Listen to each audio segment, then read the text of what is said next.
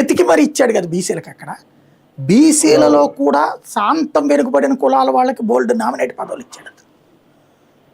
అలాగే బోల్డ్ అని ఇచ్చుకొచ్చాడు. అంటే పొలిటికల్గా వాళ్ళని హైప్ తీసుకొద్దాం అనుకున్నాడు జగన్.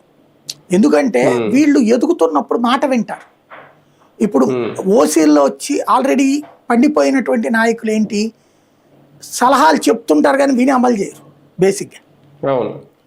ఇతను కొత్తగా సీఎం అయ్యాడు, ఇక ఫ్యూచర్లో తను స్ట్రాంగ్గా ఉండిపోవాలి, తనకి తను 30 ఏళ్ళు అనుకున్నాడు కదా. అందుకని అలా స్ట్రాంగ్గా ఉండాలంటే బీసీ ఎస్సీ ఎస్టీ నాయకులు మనం బాగా ప్రోత్సహిస్తే వాళ్ళు మన వెనకాల ఉంటే సరిపోతుందని లెక్కేసుకున్నాడు. అందుకే కులాల వారి లెక్కలు వేసుకునే చేశాడు.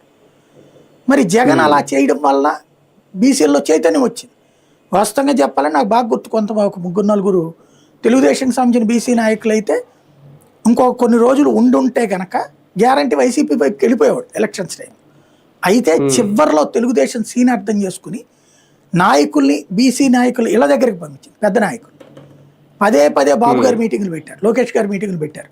ఇప్పటిదాకా మీకు ఎట్లా జరిగిందో వదిలేసేయండి, ఈ ట్రిప్ మీకు ఫుల్గా చూసుకుంటాం, ఈ ఒక్కసారికి మా మాట వినండి అని వాళ్ళని బాగా మోటివేట్ చేయడం వల్ల జరిగింది. అక్కడ వాళ్ళకి ఆగారు, ఇటు ఓట్లు పడ్డాయి. ఇప్పుడు వాళ్ళు సరైనటువంటి అవకాశాలు వీళ్ళు ఎవరు ఇవ్వలేరు. మన అసెంబ్లీ సీట్లు ఇవ్వలేకపోయారు కదా. లేదా ఇప్పుడు మంత్రి పదవులు ఏమైనా ఇవ్వగలిగారా? లేదు.